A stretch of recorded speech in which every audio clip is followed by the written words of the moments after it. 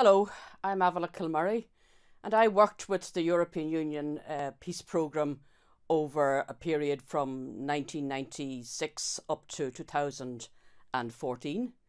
And I think one of the benefits that I found with the European Union programme was, first of all, its willingness to actually address some of the more difficult questions coming out of the legacy of the conflict.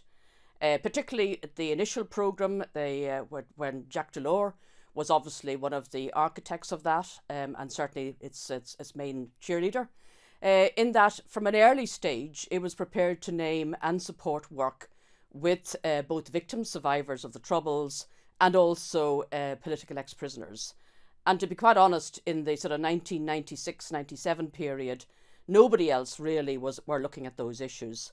So it was always very sort of open in terms of trying to move the peace process forward. I think the second thing actually that was really important with the European Union programmes was their early willingness to look at different approaches to delivery. They used a range of voluntary organisations as intermediate funding mechanisms. Indeed, my own organisation at the time, the Northern Ireland Voluntary Trust, now the Community Foundation for Northern Ireland, was one of those. But they also used an important partnership approach, which again in the 1990s was very innovative, in that it actually drew together a range of elected representatives, but with representatives from the community and voluntary sectors, from the trade union movement, from the employers and the agricultural sector. So in essence, they were building a sort of a groundswell of interest and support for the ongoing peace negotiations. I think one of the problems that we faced, to be quite honest, then over the decade of the 2000s, was that what was initially a special EU programme became caught up and encompassed in the mainstream European Union structural funds, which actually brought a lot of regulations and restrictions that the special programme, which had been modelled on what was then in South Africa, hadn't been encumbered with. And that meant really that for a lot of small organisations, the application process and the accounting and all the rest was really quite difficult. And quite a lot of money actually went on things like audit and financial accountability, rather than perhaps looking at the outcomes of the actual work on the ground.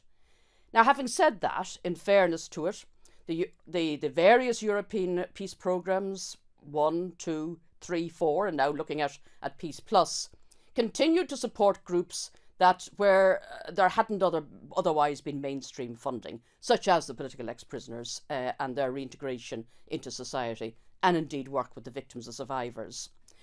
One of the things I think was a bit of a failing was the fact that there wasn't sufficient attention given to that relationship between European Union funding and mainstream statutory funding.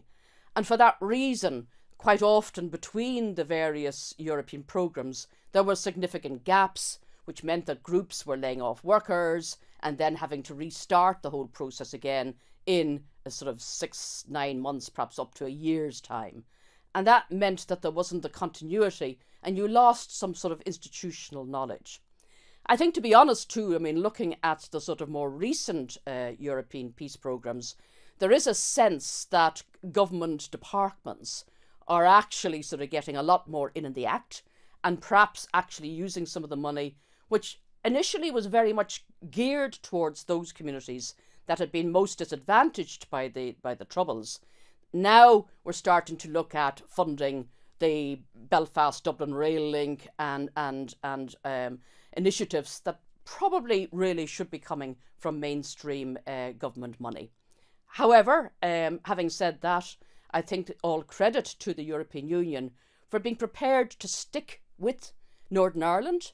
They have a lot of other issues on their borders or within the community, and there has been a real sense of commitment to the peace process that actually we've seen in more recent years surfacing around the negotiations over the implications of Brexit.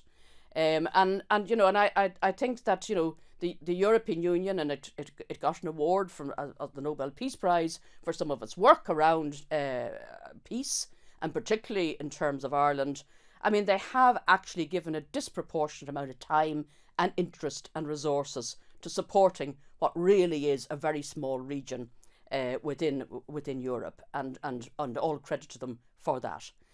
I think the other thing, though, that perhaps we could have done more with, and perhaps there still is time to do it, is to take the learning from the work in Northern Ireland, and indeed the learning from work in the Balkans and the regions in Italy and Spain and so forth, and look at, what is the sort of inter-regional, international learning that can actually be shared.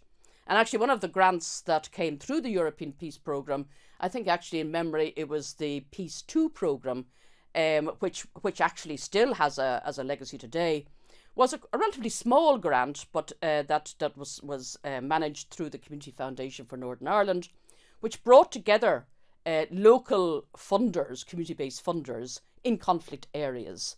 And that is still going today as the Foundations for Peace Network, which brings together people working on peace and justice, social justice issues in Bangladesh, in Nepal, in Serbia, in Georgia, in India, in Indonesia, and indeed also had membership in Colombia. And that, where you could see the interchange of experience in very different societies, but actually dealing with a lot of the same problems. And I think actually the peace programme as it goes forward could actually usefully build on some of that experience. However, we are now faced with a situation clearly where we have the outworkings of Brexit, and we all know that a majority in Northern Ireland actually voted, of those that were voting, actually voted to remain within the European Union. Having said that, the overall UK vote was to leave. And that has caused a major issue for us. It has actually been, I suppose, reinterpreted from really something that as a potential solution that was about trade into really a binary reaction that's based on people's constitutional preferences. And that has caused a problem. Just looking at the trading aspect, actually, one of the things that I do feel that we have missed out on is a balanced narrative, because the whole narrative that we've got around the Northern Ireland Protocol that was agreed to actually cover the situation of Northern Ireland within the terms of the Brexit withdrawal treaty. The whole narrative that we've got in Northern Ireland has largely been negative and very much talking about the problems that businesses and others are experiencing in terms of trading. Actually, if you listen to some of the industrial representatives and manufacturing, there's a lot of people that actually say it can also be very positive, because it actually allows access not just to the UK market, but also to the European single market, the big European single market.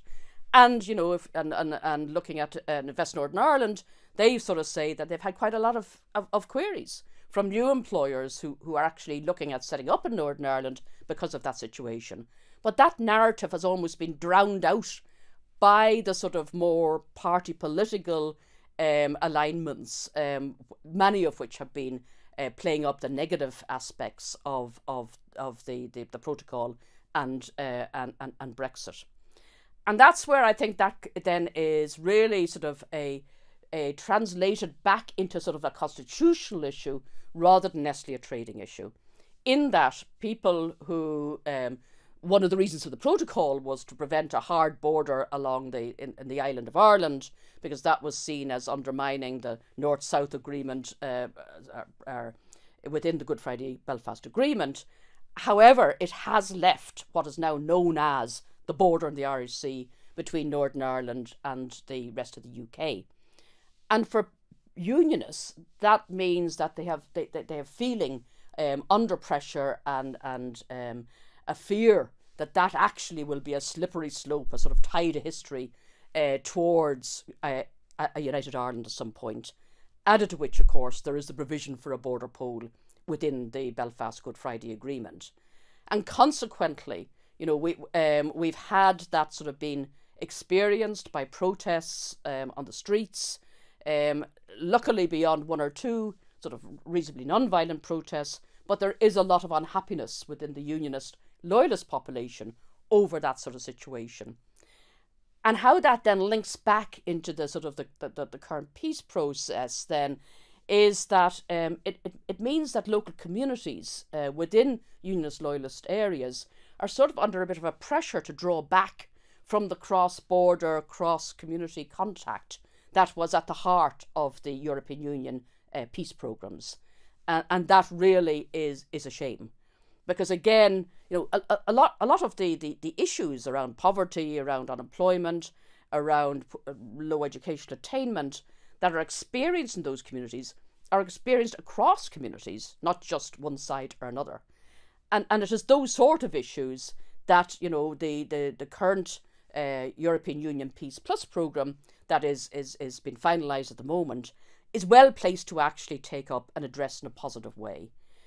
So going forward, I think we need to be conscious of that broader macro political context, but then seeing how first of all, that we can address the disproportionate negative narrative to actually look at, well, what are actually the facts of what the protocol and Brexit will mean for Northern Ireland.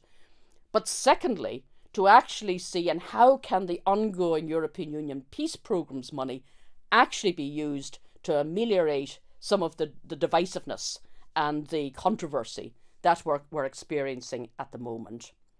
And I suppose thirdly, to actually to actually fund initiatives that can give people the space to think outside the binary divisions that we've seen re-emerge in Northern Ireland over the last 6 months. To think through how we might think outside just the sort of the zero-sum game of unification or permanent part of the union with the UK. Because there's a whole lot of other options as well, such as federalism, such as if we look at the arrangements in Switzerland or whatever else, the cantons, to look at other ways of conceptualizing a future for this part of Europe, whether it's in the European Union or outside the European Union, that can actually contribute to a strengthening of the peace process. Thank you.